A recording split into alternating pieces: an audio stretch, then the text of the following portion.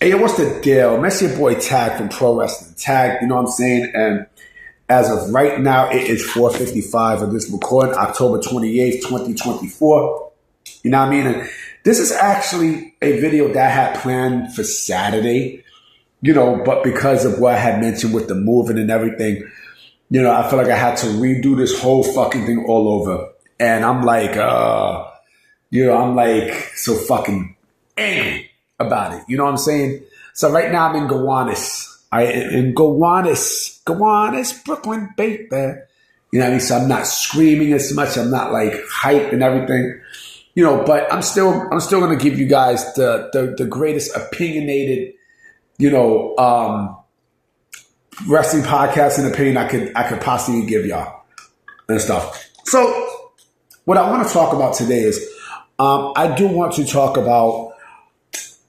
talk about some stuff that I realized, that WWE doesn't do anymore. And listen, the days of, preempted shows on TV and such, and, those days are basically over. We know that. You know what I mean? Because there's more programming on television and such. There's a lot more shows and there's a lot more room to spread storylines out and such. But I do miss the days that I miss the days of when WWE, especially I'm going to say around 1997, right? Around 1997, where they had, non-WWE Raw preempted shows, right? And also, preempted Raw, actually, basically preempted Raws with a little bit of extra. Let me tell you what I mean, okay? Because it had a much, much different feel than what they had originally shown. I noticed that when it's a preempted version of Raw and stuff, they added extra stuff in those shows that you don't really see that you never really seen in the weekly shows, right? And basically, you guys know that WWE had not WWE, sorry, USA at the time had the Westminster Dog Show, right? And because of that, WWE had to preempt shows and such, but it gave them room to grow. And it also gave them room to, to create new stuff, right? So I remember, I don't know about 96. 96, they had preempted Raws, but 97 was when they really, really, really, you really seen differences, right? Do you guys remember the Friday night's main event? Anybody remembers the Friday night's main event? Well, the Friday night's main event was a program that they had for 2 weeks, right? Where it was basically, it was Raw, but, it had a completely different set and the ropes were red, white, and blue, right? And it also shown on Friday evening at 11 o'clock on that, on that night, for 2 weeks, this was also during the Ground Zero pay-per-view too. This was during it. And what WWE did was, I think the set that they used, I think it was a house show set. I believe it was a house show set, and, they turned it into a program. They did something very different. I thought it was very unique for the time. I thought it was extremely unique. Like you don't really see that. You desperately do not see that at this point anymore. I mean, you're never going to see that, but I miss it because, it gives a different feel to a program, right? WWE did something, something new at the time, right? It was 2 weeks and such, and that show felt very special because it felt different. It felt very, very different. I'm going to say maybe it was a house show that they decided to turn into a Raw and stuff.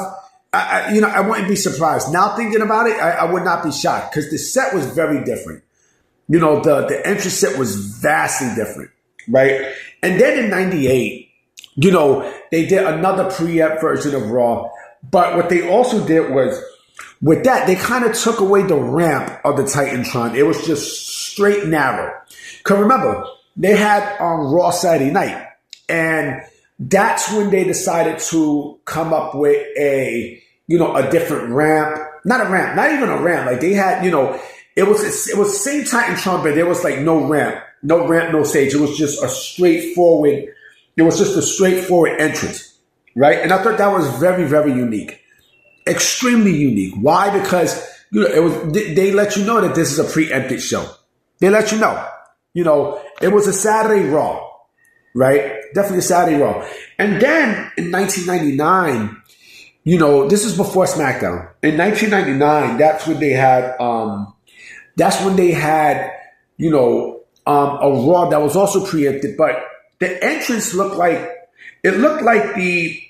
kind of looked like the entrance from one of the In Your Houses. The one that was that was not, a house entrance, but it was like, it was like an entranceway. It kind of looked like those entranceways that you've seen in the old WWF pay-per-views in 96 or 97. It would look like a box and they're coming through like a tunnel. That's what it kind of looked like, but it had a screen on top. And one of the In Your Houses had that, And again, I thought that was very, very unique. It was extremely unique. And that's what I miss about those shows. It had a much different feel, a different feel that you really don't get in wrestling these days. And mind, these were all preempted shows.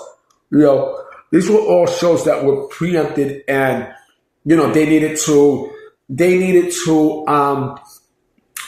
improvise, right? They desperately needed to improvise to provide something different, and it was great. It definitely was great. And of course, after SmackDown, once SmackDown came, then those ideas kind of like went to the wayside, because now you have extra programming for the week. But at that time, I thought it was clever. I thought it was very, very clever what they was doing, and again, it had a unique feel, and, it looked amazing. It definitely looked amazing. And I am shocked. If we're talking about the Friday Night's Main Event, I am shocked WWE did not even do, they didn't continue it. I'm really shocked because, again, it was unique. They had the red, white, and blue ropes, and such. And yeah, well, I think, and also they had different stuff. I think they had a Steve Austin interview. I think it was Vader versus Sid. So it felt like a completely different show. It wasn't, the Saturday Night's Main Event where they had pay-per-view caliber matches. No. It basically, again, it was the Friday Night's Main Event where it basically was, not only a sequel to Raw, right? But also down the road, it was like a precursor to, Friday Night SmackDown, right? Just except, this one was on, Friday nights at 11 o'clock, But yeah, I miss those.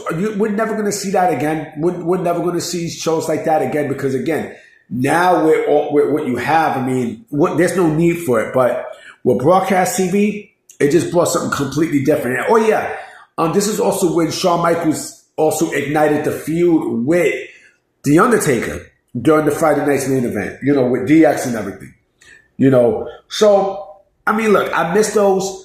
We're never going to see that again, but I think that's the beautiful part about pro wrestling in the 90s where you were able to improvise and create something special. And I miss that. All right, guys, so maybe I might come with another video. I don't know.